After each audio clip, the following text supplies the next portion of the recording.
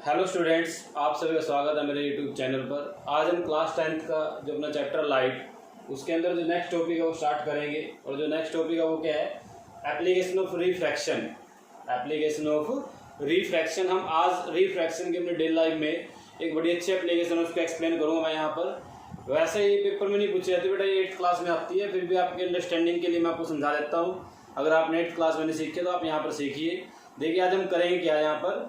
जैसे आपको पता है कि अगर एक गिलास के अंदर हम पेंसिल डाल दें और उस गिलास के अंदर पानी है और उस पेंसिल को हम किसी एंगल से देखें, साइड से जाके देखें थोड़ा सा, तो आपको पेंसिल थोड़ा सा मुड़ी हुई दिखाई देती है, टूटी हुई दिखाई देती है। उस एप्लीकेशन को कैसे हम अपने समझ सकते हैं, वो डेली लाइफ के अंदर कैसे वो मुड़ी हुई दिखाई देती है, टूटी हुई दिखाई देती है, उसको आज हम एक्सप्लेन करेंगे। देखिए बनाते हैं डायग्राम, स्टार्टिंग करते हैं। मान लेते हैं हमारे पास कंटेनर है,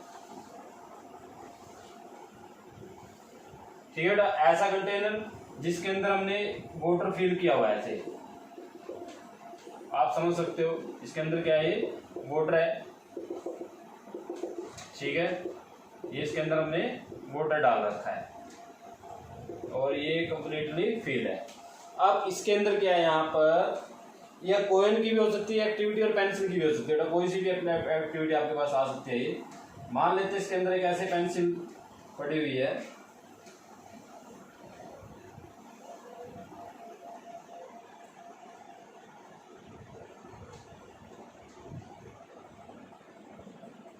ऐसे वो पेंसिल इसके अंदर पड़ी हुई आपको दिखाई दे रही है, ठीक है।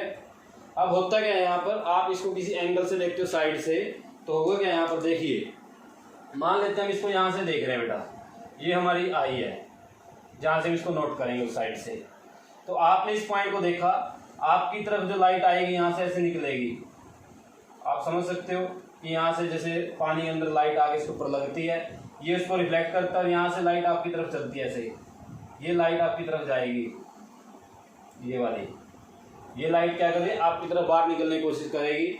और ये लाइट क्या करेगी? यहाँ पर सबसे पहले रिफ्रैक्शन ड्रॉ करने का रूल क्या होता है? हम यहाँ पर नॉर्मल ड्रॉ करेंगे। तो यहाँ का नॉर्मल क्या होगा? ये आपका यहाँ का नॉर्मल होगा बेटा, आप देख पा रहे हो। ये क्या यहाँ का नॉर्मल है। अगर ये वाटर से एयर में ना जाती, यानी कि सारा वाटर होता है ये, तो आपकी जो लाइट है वो कैसे जाती है, आगे कैसे पास होती? तो ये लाइट यहाँ से ऐसे निकल जाती है बेटा, सीधी बिल्कुल ऐसे निकल जाती। बट रूल क्या कहता है? It bend away from normal. इसका मीनिंग क्या है? नॉर्मल से अवे मुड़ेगी, ये नीचे की तरफ मुड़ेगी बेटा यहाँ से, तो आपकी लाइट कैसे हो जाएगी? आपकी लाइट ऐसे हो जाएगी, यानी कि एंगल ऑफ इंसिडेंस। और ये क्या बन गया यहाँ पर? Angle of refraction. आपके पास लाइट कैसे पहुंची? ऐसे पहुंच रही है, ठीक है। अब आप क्या करते हो? हमारी आई, मैंने आपको बताया हमारी आई कैसे देखती है? सीधा देखती है। आपकी आई को क्या लगेगा कि लाइट कहाँ से आ रही है? आपके पास लाइट कौन सी पहुंची बेटा? ये पहुंच रही है। तो हमारी आई क्या करेगी? इसको पीछे की तरफ इंक्रीज कराएगी। देखिए कहाँ से लाइट आ रही है, आपको क्या लगेगा कि लाइट कहाँ से आ रही है? आप इसको पीछे इंक्रीज करो ऐसे, आपको कहाँ से लाइट आती दिखाई देगी? यहाँ से, इस पॉइंट से। तो आपको इस ये जो टिप है इस पेंसिल की, वो टिप कहाँ पर दिखेगी? यहाँ पर दिखेगी बेटा, इस पॉइंट पर। तो आपकी पेंसिल कैसे हो जाएगी? यहाँ से ऐसे मुड़ जाएगी, क्योंकि टिप तो यहीं पर आएगी ना उसकी। तो आपको क्या लगेगा? पेंसिल आपकी ऐसे हो गई, तो आपको पेंसिल ऐसे दिखती है। समझ पा रहे हो? आपको पेंसिल कहाँ पर दिखती है? ये मैं यहाँ पर मार्क कर देता हूँ। ये आपको ये यहाँ पर पेंसिल की टिप दिखती है ऐसे, ये टिप यहाँ पर दिखेगी। और आपको रियल में कहाँ पर थी? रियल में वो यहाँ पर थी, इस पॉइंट पर, ठीक है। तो इसको हम क्या बोलते हैं? Real position. इसको क्या बोलते हैं? Apparent position. तो आप समझ सकते हो। तो आपको पेंसिल ऐसे मुड़ी दिखेगी, क्योंकि हमारी आई क्या करेगी? लाइट को सीधा करेगी। लाइट कहाँ से आई? हमारे पास लाइट यहाँ से आई। इसका मीनिंग ये पॉइंट आपको यहाँ दिखेगा। और ऐसे ही कोइन में होता है। मान लो ये कोइन है, जैसे मैंने सर्कल बनाया, ये कोइन है, यहाँ पे रखा हुआ है। लाइट इससे ऐसे चली, डेंसर टू रेयर जाना चाहती है, bend away from normal, light away से नॉर्मल से अवे मुड़ेगी, तो आपके पास लाइट ऐसे पहुंचेगी। आपको लगेगी कोइन यहाँ पर नहीं, कहाँ पर है कोइन? यहाँ पर है। तो इसका हम अपनी डेली लाइफ में यूज सीख सकते हैं, देख सकते हैं। आपको कोइन ऊपर उठा दिखाई देता है, पेंसिल मुड़ी हुई दिखाई देती है। ये एप्लीकेशन किसके बेटा? रिफ्रैक्शन की है। अब इसके बाद ये एक्टिविटी अपने कर ली अपनी डेली लाइफ में, आप घर में करके देख सकते हो। पेंसिल डालो, गिलास के अंदर पेंसिल डाल के देखो मुड़ी हुई दिखती है नहीं दिखती है, आप समझ सकते हो। उसके बाद हम नेक्स्ट क्वेश्चन करते हैं। नेक्स्ट अपना जो टॉपिक है, अब हम जो है रिफ्रैक्शन ऑफ लाइट पार्ट कर रहे हैं और उसमें हम पहुंच गए बेटा लेंस पे। आज हम लेंस के बारे में पढ़ेंगे कि लेंस क्या होते हैं, ठीक है, कितने टाइप के होते हैं, कैसे बनाए जाते हैं, किसको लेंस बोलेंगे, ठीक है ना, ऐसा क्या होता है, उसको लेंस क्यों बोलते हैं, सब के बारे में बात करूंगा यहाँ पर। और भी टर्म पढ़ेंगे, टर्मोलॉजी ऑफ लेंस, जो लेंस के अंदर टर्म यूज की जाती है। तो ये आपको क्लियर हो गया बेटा, समझ में आ गया। ऑब्जेक्ट यहाँ पर आपको कहाँ दिखेगा, यहाँ पर दिखेगा, ये रियल पोजीशन, ये इसकी अपीयरेंट पोजीशन। तो आपको पेंसिल यहाँ से ऐसे मुड़ी दिखेगी, क्योंकि पेंसिल यहाँ तक तो ठीक है सीधी दिख रही है, यहाँ से आपके लिए पेंसिल कैसे होगी, ऐसे हो गई, ठीक है, छोटी भी हो जाती है और मुड़ी भी दिखाई देती है। तो इसका रीजन क्या है, due to refraction of light, ऐसा होता है। तो इसको साफ कर देते हैं, इसको समझ लेना बेटा, ठीक है, बड़ा अच्छा टॉपिक है। हो गया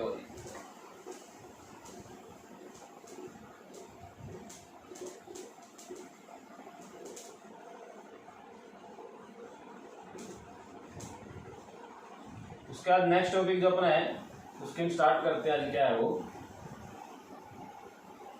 ठीक है बेटा, अभी स्टार्ट करेंगे उसके बारे में हम। लेंस, लेंस क्या होते हैं। अगर हम बात करें लेंस, लेंस देखिए हमारे पास जो है सिलेबस के अंदर 3 वर्ड आएंगे। एक आ चुका है ग्लास स्लैब, दूसरा ये आ गया लेंस, तीसरा आता है प्रिज्म।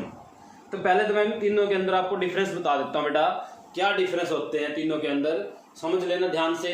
तीनों ही क्या होते हैं, ट्रांसपेरेंट मीडियम होते हैं बेटा।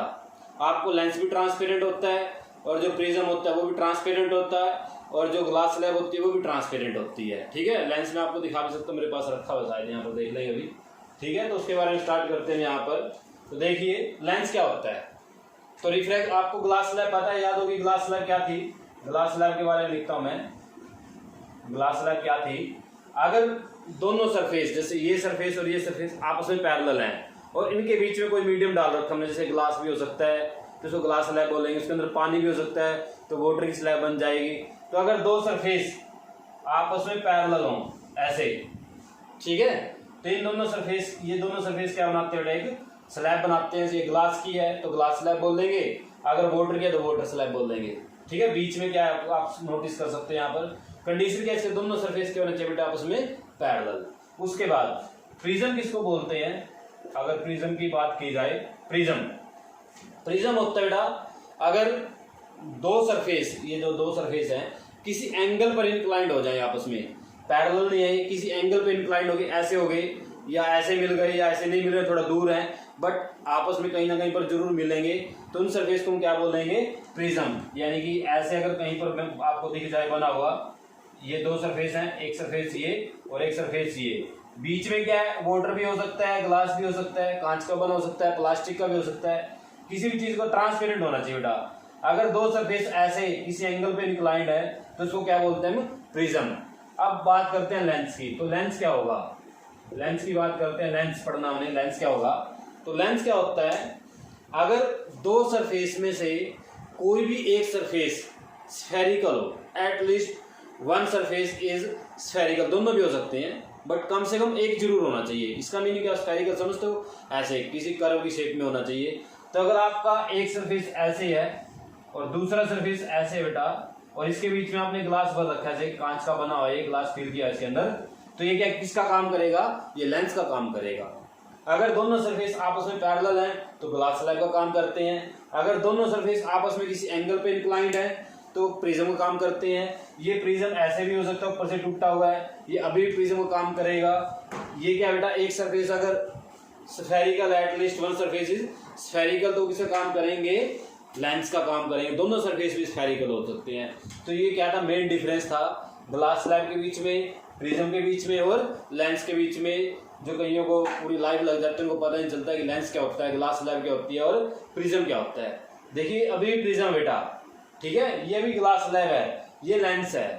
अब लेंस के जो टाइप है वो हम यहाँ पर पढ़ेंगे, ठीक है। करते हैं स्टार्ट इसको। अगर आपको क्लियर हो गया, थोड़ा बहुत समझ में आ रहा है, तो अब हम लेंस की बात करते हैं। लेंस किसको बोलेंगे, ठीक है।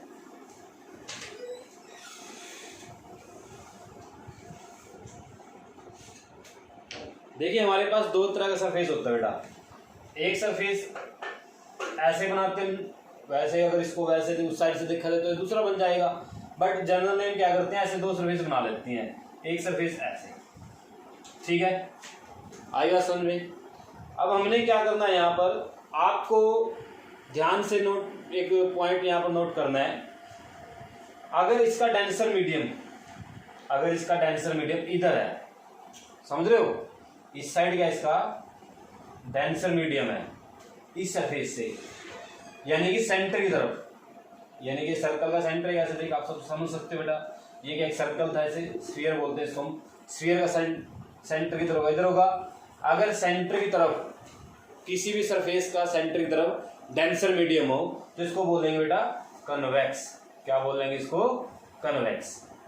अगर सेंटर की तरफ, जैसे इसका सेंटर इधर बनेगा, ठीक है, अगर सेंटर की तरफ रेरर मीडियम आ जाए, यानी कि सेंटर से अपोजिट क्या जाएगा, डेंसर, और इसका रेरर किधर होगा, इधर होगा। ठीक है, तो इसको हम क्या बोल देंगे, अगर रेरर सेंटर की तरफ हो जाए तो इसको बोलेंगे हम कॉनकेव। क्या बोलेंगे बेटा इसको? कॉनकेव। समझ गए बेटा कि कन्वेक्स क्या होता है, कॉनकेव क्या होता है? आप इसको क्लियरली यहां से समझ सकते हो बात को। देखिए दोबारा समझा देता हूं। अगर आपके पास एक सरफेस ऐसा है और इधर से क्या किया आपने, उसको बंद करके ग्लास फील कर रखा उसके अंदर, यानी कि ऐसा सरफेस दूसरा इसके साथ चिपका दिया और इन दोनों के बीच में ग्लास है, तो ये जो पार्ट है किसका काम करेगा? कन्वेक्स का काम करेगा, क्योंकि इसका सेंटर इधर है और इधर इसका क्या डेंसर है, उधर एयर है, बाहर तो खाली है, एयर है। ऐसे ही यहाँ पर है, अगर सेंटर की तरफ डेंसर है, लिख लीजिए इस पॉइंट को, if denser medium lies toward the center of curvature का सेंटर इधर होगा बेटा, then surface is called convex. Surface को क्या बोलेंगे? कन्वेक्स बोल देंगे उसको बेटा। अगर आपका डेंसर सेंटर से अपोजिट साइड है तो उसको क्या बोलेंगे? कॉनकेव बोलेंगे। अब मैं आपको यहाँ पर कुछ डायग्राम बना के दिखाता हूँ, आप उनके नाम बताते चलना बेटा, यहाँ पर क्या क्या होंगे। ठीक है, स्टार्ट करते हैं। आप क्लियर पॉइंट समझ गए होंगे। सेंटर किधर होना चाहिए? अगर डेंसर सेंटर की तरफ है तो कन्वेक्स, अगर डेंसर सेंटर से अपोजिट साइड है तो उसको क्या बोलेंगे? कॉनकेव। तो यहाँ पर हम स्टार्ट करते हैं अपना टॉपिक जो है वो, लेंस को टाइप में डिफ्रेंशिएट करना कि कितने टाइप का होता है लेंस और कौन कौन से उनके नाम होंगे। ठीक है, करते हैं बेटा बात।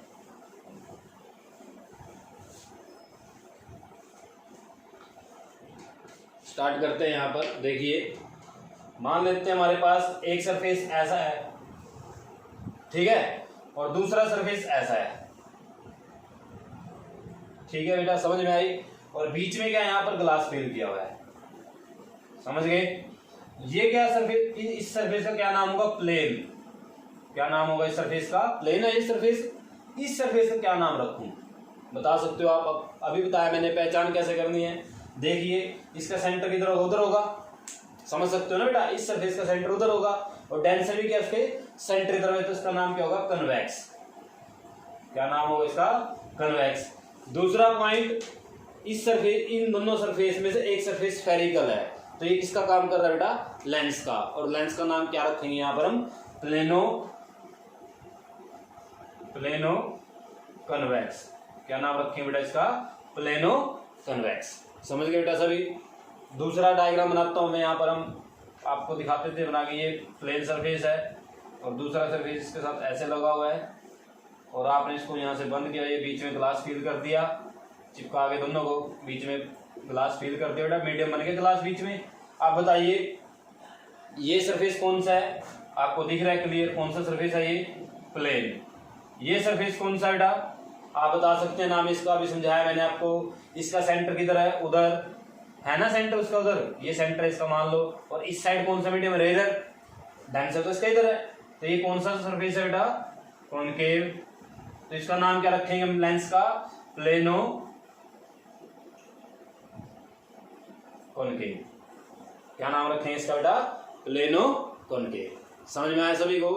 दूसरा पॉइंट स्टार्ट करते हैं। ये दो लेंस बता दी मैंने आपको, प्लेनो कन्वेक्स बता दी क्या होता है, प्लेनो कॉनकेव बता दिया मैंने आपको क्या होता है। एक और बनाते हैं लेंस यहाँ पर, देखिए एक सरफेस उसका ऐसे है और दूसरा सरफेस उसका ऐसे ही है, ठीक है, ये बन गया, ठीक है, चंद्र चांद मामा आपका। उसके बाद क्या किया आपने, यहाँ पर बीच में ग्लास फिल कर दिया, ऐसे कर दिया। अब इस सरफेस का नाम बताइए। जो इंटेलिजेंट बच्चे हैं वो तो इसको पहचान लेंगे। कैसे पहचानेंगे? इस सरफेस का सेंटर किधर है, उधर है कि नहीं है बेटा, और इस सरफेस के इधर क्या लाई करता है, डेंसर। इसका नाम क्या रखेंगे हम? कॉन्वेक्स। इसका नाम क्या रखेंगे हम? कॉन्वेक्स, ठीक है बेटा। इस सरफेस को पहचानिए। इस सरफेस का सेंटर किधर बेटा, उधर, बट इस सरफेस का डेंसर इधर से इधर अपोजिट लाई करता है, इधर साइड लाई कर रहा है इसके, तो जिसको क्या बोलेंगे हम? कॉनकेव। क्या बोलेंगे? कॉनकेव। तो इसका नाम क्या हो जाएगा? कन्वेक्सो कॉनकेव, ठीक है, या कनकेवो कन्वेक्स, दोनों आप इसको बोल सकते हो, कोई भी नाम रख सकते हो इसका। तो ये आपके पास तीन तरह के लेंस, ठीक है। ये सिर्फ आपको टाइप बतानी थी मैंने, टाइप बता दी, बट इनका यूज हम अपने सिलेबस में नहीं है तीनों का। हम जो यूज करेंगे वो भी बताता हूँ कौन से यूज करेंगे हम, ठीक है। अब स्टार्ट करते हैं उनको भी। तो ये तीन आपके लेंस है, तीनों का नाम मैंने बताया आपको, आप नोट कर लीजिए, इनको उतार लीजिए, समझ लीजिए। अब मैं आगे स्टार्ट करता हूँ अपना जो टॉपिक है नेक्स्ट। इसके बाद क्या आएगा,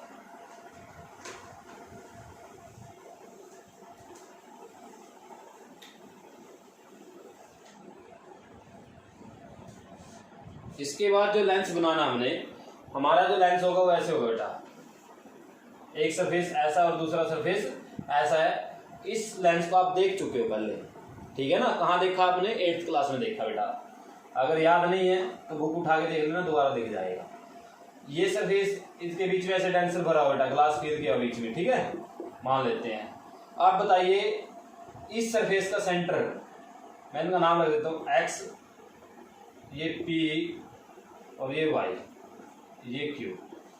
तो एक्स पी वाई का सेंटर किधर होगा? उधर होगा, उस साइड होगा, समझ सकते हो आप। ये रहा, डेंसर भी किधर है? उधर है इसके सरफेस के। तो इसका मीनिंग ये कौन सा होगा? कन्वेक्स।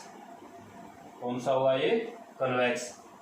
दोबारा एक्स क्यू वाई का सेंटर इधर होगा, क्योंकि ये सर्कल ऐसे बनेगा, आप पहचानते हो इसको। देखिए ये सर्कल को आपने ऐसे पूरा कर दिया, इधर वाले का समझ गए, और इस वाले का सर्कल आप ऐसे पूरा करोगे। इंटेलिजेंट हो आप, पता आपको इंटेलिजेंट हो आप, सत्य भूल गए हो, अपनी सत्य को पहचानो। अब देखिए यहाँ पर एक्स क्यू वाई का जो सेंटर वो इधर है, तो जब एक्स क्यू वाई का सेंटर इधर है तो डेंसर किस साइड लाई कर रहा है बेटा? सेंटर की तरफ। तो इसका मीनिंग ये भी कौन सा है? कन्वेक्स। ये भी कौन सा है? कन्वेक्स। तो इसका नाम हम क्या रखते हैं लेंस का? दो कन्वेक्स आ गए तो बाई कन्वेक्स। क्या बोलते हैं इसको बेटा? बाई कन्वेक्स, ठीक है बेटा। अब इसको बार बार हम बाई कन्वेक्स नहीं बोल देंगे, बाई कन्वेक्स का नहीं होता, बाई कन्वेक्स होता है दो। तो हमें पता है कि लेंस के अंदर दो मीडियम होते हैं बेटा, ये बात अंडरस्टूड है कि लेंस के अंदर कितने मीडियम होते हैं? दो सरफेस होते हैं। मीडियम की बात कर रहा हूं मैं, लेंस के अंदर कितने सरफेस होते हैं? दो होते हैं। तो कन्वेक्स अगर हम बोल रहे हैं तो इसका मीनिंग क्या? दोनों क्या है? कन्वेक्स है। तो हम इसको लेंस का नाम क्या रख देंगे? By convex. बार बार इसको नहीं बोलेंगे, हम सिर्फ क्या बोलेंगे इसको? कन्वेक्स। और हम समझ जाएंगे कि कौन सा लेंस है, वो ये लेंस है, ठीक है। अब दूसरा लेंस बताता हूं मैं आपको। दूसरा लेंस कुछ ऐसा है, जो पहले आपने देखा हुआ है कभी ना कभी जिंदगी में, ठीक है ना। ऐसा नहीं है कि पहली बार देख रहे हो आप इसको। इसके अंदर भी दो सरफेस बना लेते हैं हम, ये एक्स अब पी अब वाई। आप पॉइंट आप रख सकते हो इसको X dash P dash and Y dash. तो एक बात बताइए मेरे को, एक्स पी वाई का सेंटर, ग्लास किधर भरना है? अपने इसके बीच में भरना है, ऐसे ये ग्लास भरना है बीच में, ठीक है। एक्स पी वाई का सेंटर किधर होगा? इधर होगा, देख सकते हो आप। एक्स पी वाई का सेंटर किधर होगा? इधर होगा, क्योंकि ये सर्कल आपका ऐसे बनेगा, आप बना सकते हो। तो इसका सेंटर इधर। एक्स डैश पी डैश और वाई डैश का सेंटर उधर होगा। तो जो दोनों का डेंसर मीडियम है सेंटर से अपोजिट लाई कर रहा है बेटा दोनों सरफेस का, तो इसका मीनिंग क्या, ये भी क्या बनेगा कॉनकेव, ये क्या बनेगा कॉनकेव, और ये भी क्या बनेगा कॉनकेव। तो इसको क्या बोलेंगे बाई कॉनकेव, और बाई को हम छोड़ देंगे, सिर्फ इसका नाम क्या रख देंगे हम कॉनकेव। कॉनकेव क्या है, ये लेंस है। अब बच्चों को याद करने की ट्रिक सिखाई जाती है कि जो लेंस बीच में से मोटा होगा किनारों से पतला होगा उसको कन्वेक्स बोलेंगे, जो लेंस बीच में से पतला होगा और किनारों से मोटा होगा उसको कॉनकेव बोलेंगे। अब अगर आपके पास लेंस नहीं है देखने के लिए, आपको हाथ में आपके लेंस ही नहीं है और आपको ऐसे ही समझाना है किसी को कि कन्वेक्स क्या होगा कॉनकेव क्या होगा, तो उसकी जो साइंस की टेक्निक है वो ये टेक्निक है कि लेंस पहचानना कैसे आपने, जैसे मैंने आपको सिखाया है। ठीक है बेटा, ये साइंस की टेक्निक सिखाई है मैंने आपको, कोई रट्टा मारने वाली बातें नहीं सिखाई हैं। रट्टा मारने वाली बात तो अभी सिखा रहा हूँ मैं आपको। ऐसा लेंस जो किनारों से पतला होगा और बीच में से मोटा होगा उसको कन्वेक्स बोलेंगे। ऐसा लेंस जो बीच में से पतला होगा किनारों से मोटा होगा, देखो ये यहाँ से मोटा है और बीच में से पतला है, उसको क्या बोलेंगे कॉनकेव बोलेंगे। अब डिफरेंट मेथड होते हैं बेटा सभी के याद करने के, ठीक है ना, तो अपना अपना बना सकते हो आप मेथड। मैं तो साइंस की फॉर्म में याद रखता हूँ और मेरे को जिंदगी भर याद रहते हैं, आपको मैं कोशिश करता हूँ आपको भी याद रहे और साइंस की लैंग्वेज सीख के पहले पॉइंट से स्टार्ट करें। लेंस कहाँ से स्टार्ट किया मैंने, उस पॉइंट के साथ आप सीखते चलिए, आपको कभी भी प्रॉब्लम नहीं आएगी बेटा लाइफ में। ठीक है, अब मैं उसके बाद लेंस के अंदर भी कुछ टर्म होती हैं, उन टर्म की बात करते हैं, सेम जैसे मिरर में किया था। मैंने आपको वहाँ पर बताया था बेटा कि जो हम यहाँ पर मिरर में लिख रहे हैं सेम बातें हमने लेंस में भी लिखनी है, तो आज हम उनको लिखते हैं। आज उनका टाइम आ गया लिखने का, तो स्टार्ट करते हैं बेटा। Terminology used in lens.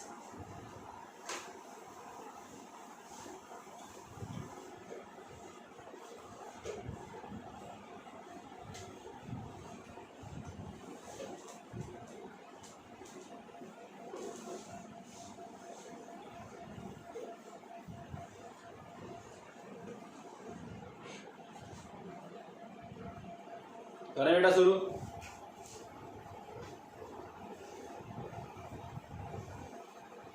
Terminology used in lens. ठीक है बेटा, लेंसेज भी लिख सकते हो आप, इसको यस लगा सकते हो, ऐसे लेंसेज बना सकते हो, इसका लेंस भी लिख सकते हो, कोई बड़ी बात नहीं हमारे लिए। हम साइंस के टीचर हैं, आप साइंस के स्टूडेंट हो, तो पहले ही मैटर नहीं करेगा, आपको अंडरस्टैंडिंग होनी चाहिए। तो पहला पॉइंट वही सेम अपर्चर जो मिरर में था। अब आप सोच रहे होंगे मिरर में क्या था, क्योंकि आप इसलिए सोचोगे आपने मिरर की वीडियो नहीं देखी है। अगर देखी है तो ध्यान से देखी है, याद नहीं आपको, आपने नोटबुक पे नहीं उतारा उनको बातों को। तो अब मैं वहाँ पर जो लिखवाई थी उसको बार बार मैं रिपीट नहीं करूँगा बेटा लिख के। ठीक है, आप क्या लिख सकते हो, आप अपर्चर पहला पॉइंट लिखते हैं यहाँ पर अपर्चर।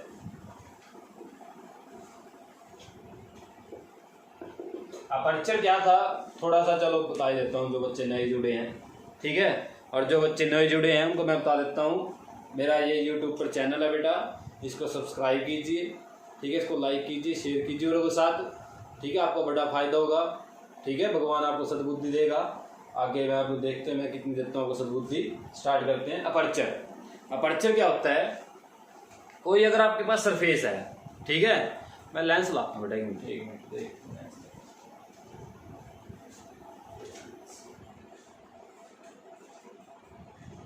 ये देखिए, ये आ गया बेटा लेंस। ठीक है, और इस लेंस का कमाल देखिए, कुछ हुआ या कुछ नहीं हुआ। ठीक है, आप कुछ नोट कर पा रहे हो या नहीं कर पा रहे हो। देखिए ये लेंस है। ठीक है, तो ये लेंस जो है ये आपको देखने में सर्कल लग रहा है, बट इसको अगर आप इस साइड से देखोगे, जहाँ से मैंने इसको पकड़ रखा है, ये बीच में से थिक है और साइड से क्या है, थिन है। तो ये कौन सा है, कन्वेक्स है मेरे पास जो लेंस है ये, और ये ट्रांसपेरेंट है, इसके अंदर से हम ऐसे देख सकते हैं एक दूसरे को। ठीक है, आप भी नोट कर सकते हो आपको कुछ दिख रहा है या नहीं दिख रहा है। अगर दिख रहा है तो उल्टे दिख रहे हैं, कुछ ना कुछ इफेक्ट कर दिया इस लेंस ने बीच में आके। तो ये जो लेंस है इसका कितना पार्ट, जैसे ये पार्ट आपको जो दिख रहा है, कितना पार्ट इसका लाइट ले सकते हैं और कितना पार्ट इसका लाइट दे सकते हैं, उसको क्या बोलते हैं, इसका अपर्चर। अब इसका अपर्चर ये इतना थिन है कि अगर इसकी ये लेंथ मापे, हम ये वाली लेंथ मापे, तो ये क्या बनेगी, इसका डायमीटर बनेगी। ठीक है, तो बुक में क्या लिखा होता है, diameter of a lens is called aperture. Diameter of a lens is called aperture. अब आपको सारी जिंदगी ये नहीं समझ आता डायमीटर कौन सा होता है लेंस का। तो अपर्चर क्या होता है वैसे साइंस की लैंग्वेज अगर बात करें हम, total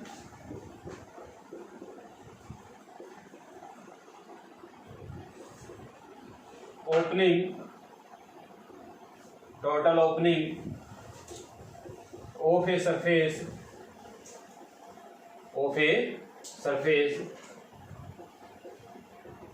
which collects the light beam is called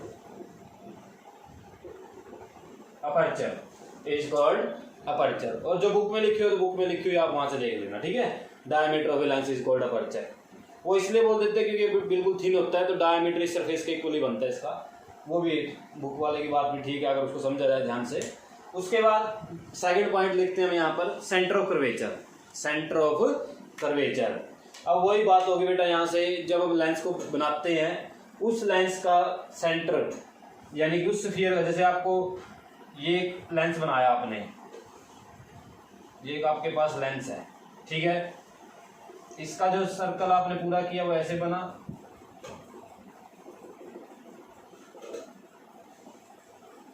ठीक है बेटा। इधर वाले का जो सेंटर सर्कल पूरा किया आपने वो ऐसे बना,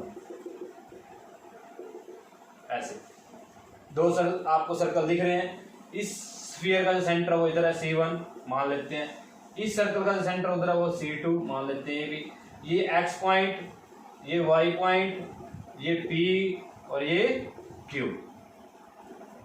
समझ रहे हो। तो हमने सेंटर ऑफ कर्वेचर किसको बोलना है, C1 और C2 को बोलना है। तो उस स्फीयर के सेंटर जिस स्फीयर से हमने लेंस को काटा है उसको हम क्या बोलते हैं, उस लेंस का सेंटर ऑफ कर्वेचर बोलते हैं बेटा। सिंपल सी बात है बेटा, उस स्फीयर के सेंटर, ठीक है ना, जिस स्फीयर से हमने इनको काटा है उन सेंटर को हम क्या बोलते हैं, सेंटर ऑफ कर्वेचर। तो आप इसको लिख सकते हो इसी पॉइंट को। दूसरा पॉइंट लिखवा देता हूं यहां पर, centre of curvature. Centre of curvature क्या लिखेंगे, the centre of the sphere, the centre of the sphere from which lens is taken out, from which lens is taken out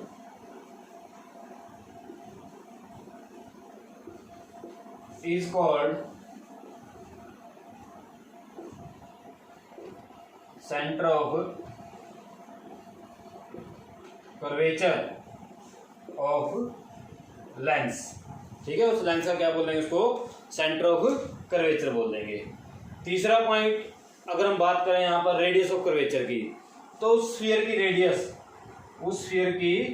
radius, ठीक है ना, रेडियस यहाँ से सेंटर से माप लेते हैं इस पॉइंट से। तो उस स्फीयर की रेडियस जिस स्फीयर से हमने इसको काटा है उसको हम क्या बोल देंगे, जैसे R1 और उधर साइड वाले कितने हो जाएगा बेटा R2, तो उस रेडियस को हम क्या बोल देंगे, रेडियस ऑफ कर्वेचर। सिर्फ सेंटर के प्लेस पर आपने क्या कर देना है, रेडियस ऑफ कर्वेचर कर देना बेटा, ठीक है ना। यहाँ पर रेडियस और यहाँ पर भी रेडियस और यहाँ पर भी रेडियस, तीन वर्ड बदलने आपने, 1 2 3, तीनों क्या लिखना है, रेडियस। तो उसको क्या बोल देंगे, रेडियस ऑफ कर्वेचर। उसके बाद नेक्स्ट पॉइंट आता है बेटा प्रिंसिपल एक्सिस। उसको लिखवा देता हूँ मैं आपको, ठीक है, क्योंकि वो आसान है, आसान सी चीजें मैं लिखवा देता हूँ बेटा। थोड़ी डिफिकल्ट जो बात होते हैं वो मैं लिख पाता नहीं हूँ, ठीक है। जिनको करने में थोड़ा आसान नहीं होते वो मैं कर लेता हूँ। तीसरा जो पॉइंट, थर्ड तो हमने रेडियस ऑफ कर्वेचर, फोर्थ पे आ गए हम। तो फोर्थ पॉइंट क्या है यहाँ पर हमारा, principal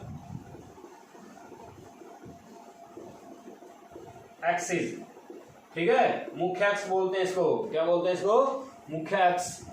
the line passing through C1 and C2, the line passing through centre of curvature of a lens is called its principal axis.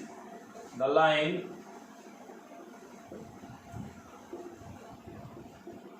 passing through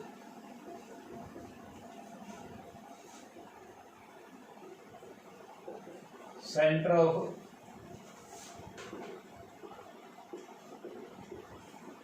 centres लिख दो ना, दो सेंटर हो गए ना, एक उधर वाले एक उधर वाले, centres of curvature of a lens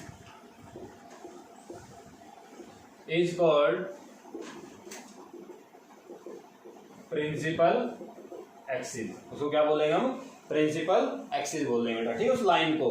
तो यहाँ पर प्रिंसिपल एक्सिस कौन होगा? ये प्रिंसिपल एक्सिस होगा। उसके बाद नेक्स्ट पॉइंट जो है ऑप्टिकल सेंटर, सबसे इंपॉर्टेंट पॉइंट इस लेंस का, ठीक है। लेंस को दोबारा बना लेते हैं, थोड़ा अच्छा बना लेते हैं लेंस को, ठीक है। इसको ऐसा लग रहा है पोली हो गया वो लेंस को भी, ठीक है, थोड़ा अच्छा बनाते हैं यहाँ पर हम लेंस को। ये नोट कर लिया होगा आपने, इसको भी उतार लेना बेटा, ठीक है। स्क्रीन शॉट लेते रहो अपने साथ साथ। अगर मैं इनको साफ कर देता हूँ, आप स्क्रीन शॉट ले लिया करो बेटा, ठीक है, और बाद में आराम से उतारा करो, आराम से, बिल्कुल कोई ज़्यादा आपके पास परेशानी नहीं आपको। तो थर्ड का जो फिफ्थ पॉइंट है वो क्या है? ऑप्टिकल सेंटर, यानी कि कुछ अलग ही पॉइंट है, ये बड़ा इंपॉर्टेंट पॉइंट है जो बार बार आपके यूज में आएगा और इसको जानना जरूरी है बेटा। देखिए आपने एक लेंस बनाया, जैसे ये लेंस बना लिया आपने, लेंस हम यहाँ पर बनाते हैं, ये लेंस बना दिया, ठीक है। ये इसका प्रिंसिपल एक्सिस है। तो लेंस के जो मिड में, लेंस के जो मिड पॉइंट में, बिल्कुल मिड में, और प्रिंसिपल एक्सिस के ऊपर एक पॉइंट होगा, इस पॉइंट को बोलते हैं ऑप्टिकल सेंटर, ठीक है बेटा। It is the mid point, it is the mid point of a lens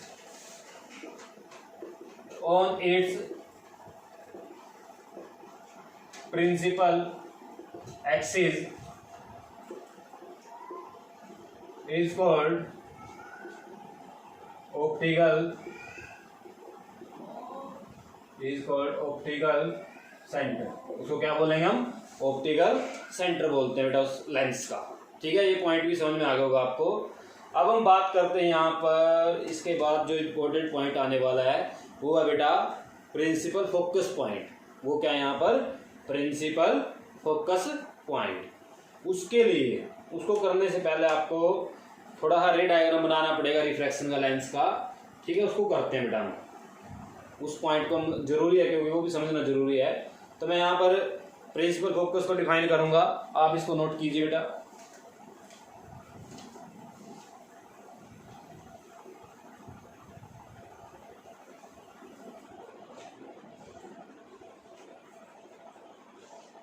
principal focus point जो आपका बड़ा इंपॉर्टेंट पॉइंट होगा बेटा।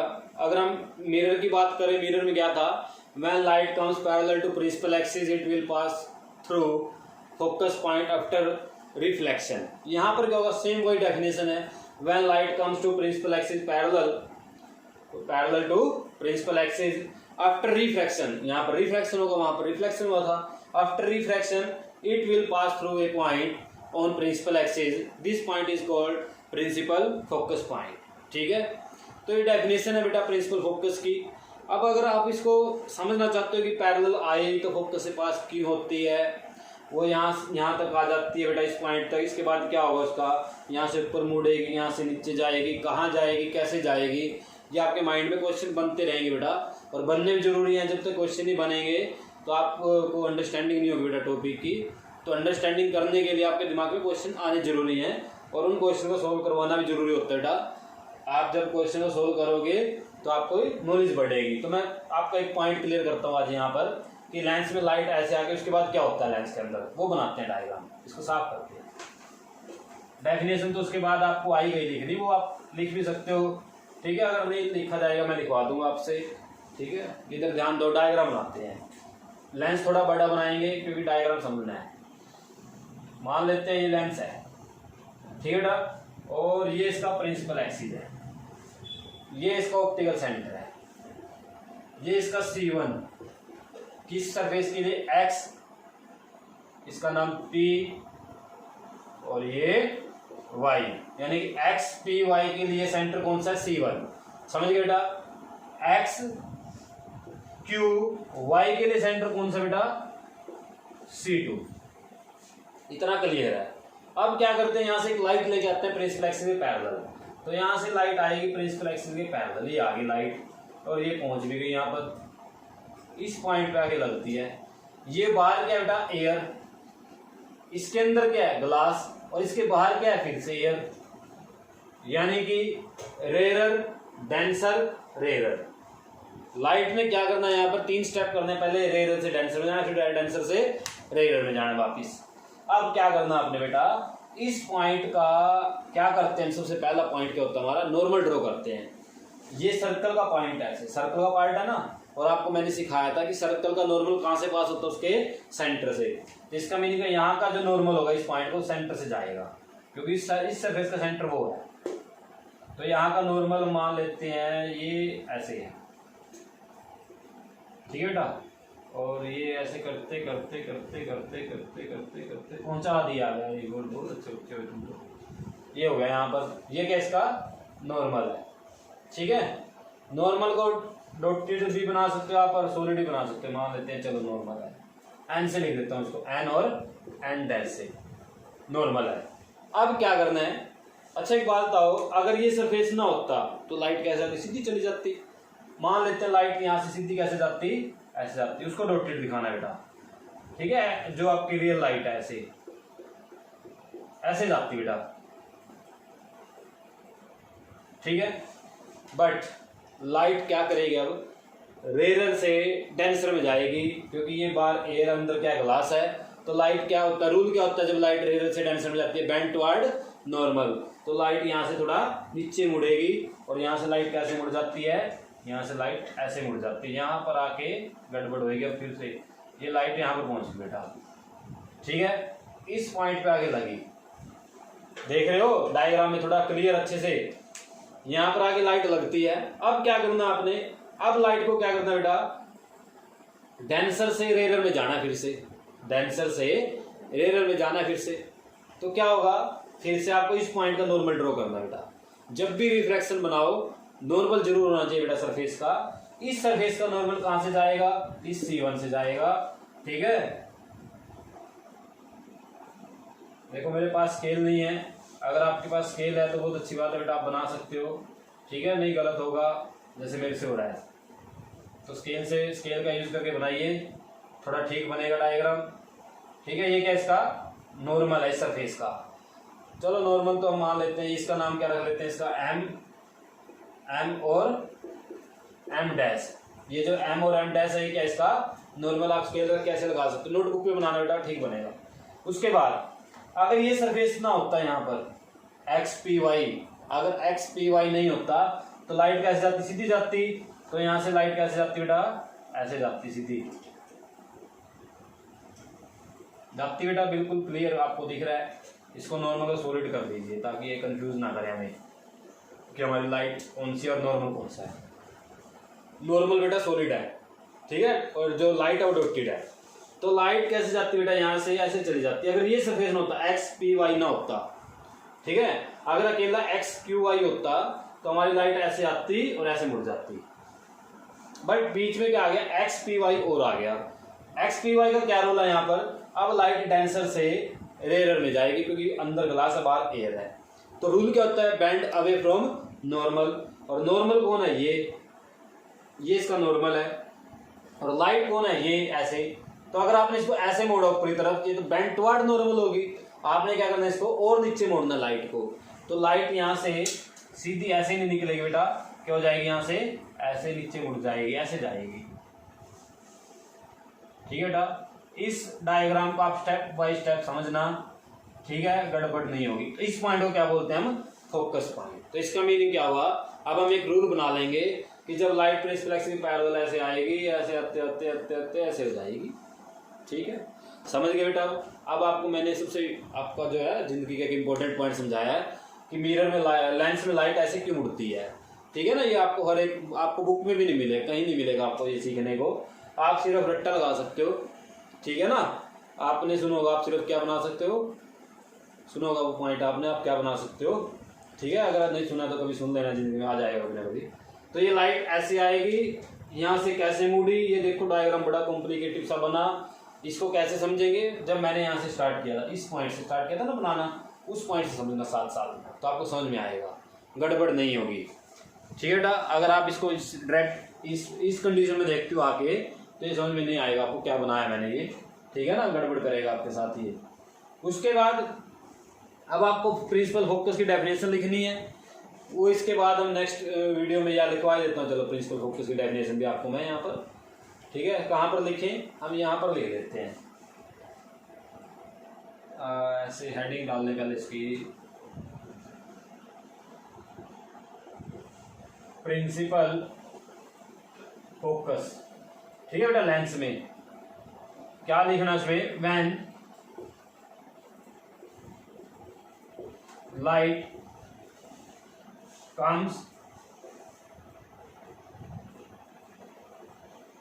parallel to, when light comes parallel to principal axis after